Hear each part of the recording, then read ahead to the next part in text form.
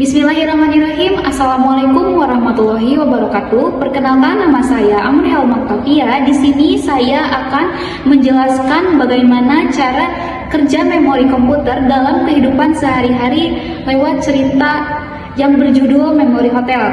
Sebelumnya di sini saya akan menjelaskan terlebih dahulu apa itu manajemen memori. Manajemen memori adalah proses sistem operasi dalam mengelola memori utama pada komputer. Tujuannya yaitu untuk efisiensi, proteksi, dan alokasi memori antar proses. Selanjutnya yaitu segmentasi. Segmentasi membagi memori menjadi bagian logis seperti kode, data, dan stack. Setiap segmen punya base dan limit. Kelebihannya adalah fleksibilitas, proteksi, tetapi bisa terjadi fragmentasi eksternal. Kemudian yaitu ada paging. Paging di sini memecah memori menjadi blok kecil berukuran tetap, yaitu page dan frame. Paging memecah fragmentasi eksternal dan memungkinkan proses menggunakan memori tak berlebihan. Selanjutnya yaitu ada TLB atau Translation Loop-Side Buffer, adalah CC untuk mempercepat transaksi alamat ke fisik. Nah, TLB di sini sangat penting untuk efisiensi karena menghindari dua kali akses memori. Di sini juga ada namanya swapping. Swapping adalah proses memindahkan proses sementara ke disk agar memori bisa digunakan oleh proses lain. Umumnya digunakan saat memori sangat terbatas. Dan yang terakhir yaitu ada fragmentasi dan alokasi. Di sini terjadi karena pemborosan ruang memori atau fixed partition. Ini menyebabkan fragmentasi internal, sedangkan variable partition bisa menimbulkan fragmentasi eksternal. Halo semuanya, yuk bayangin komputer itu seperti sebuah hotel.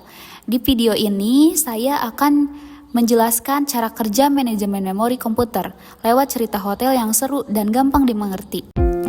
Di hotel ini, tiap tamu punya kebutuhan berbeda. Ada yang cuma mau tidur, ada yang butuh dapur, bahkan ada yang bawa banyak barang. Nah, manajer hotel pun membagi ruangannya sesuai kebutuhan, yaitu ada kamar tidur, dapur, ruang kerja. Nah, di sini kayak segmen dalam memori komputer, yaitu kode, data, dan stack. Tapi karena ukuran tiap ruangan berbeda, susah untuk menyusun rapi. Akhirnya ada ruang kosong di sela-sela itu yang disebut fragmentasi eksternal. Nah, biar lebih simpel, hotel bikin semua kamar ukurannya sama. Barang tamu disimpan di kamar berdasarkan urutan koper mereka, tanpa peduli isinya apa. Ini mirip sistem paging di komputer, tapi untuk tahu koper siapa di kamar mana, manajer butuh buku daftar. Ini namanya page table. Cuman ya kalau harus buka buku tiap kali ribet juga. Jadi manajer menyewa asisten cepat. Asisten ini ingat kamar favorit tamu-tamu tetap. Kalau ada tamu masuk, tinggal tanya ke dia. Cepat banget kan? Inilah yang disebut TLB di komputer. Suatu hari, hotel penuh. Tamu baru datang, tapi nggak ada kamar. Manajer pun memindahkan tamu lama ke gudang sementara. Ini mirip dengan swapping, proses ditukar keluar agar yang lain bisa masuk. Nanti kalau tamu lama butuh kamar lagi, tinggal dipanggil dari gudang. Kadang kamar yang tersedia ukurannya nggak pas. Kalau tamu kecil masuk kamar besar, jadi banyak ruang kosong. Nah, ini fragmentasi internal. Manajer pun harus pintar memilih kamar. Bisa pakai cara first fit, pakai yang pertama muat, atau best fit, yang paling pas. Jadi, lewat cerita hotel ini, kita tahu bahwa komputer punya sistem pintar buat atur ruangnya.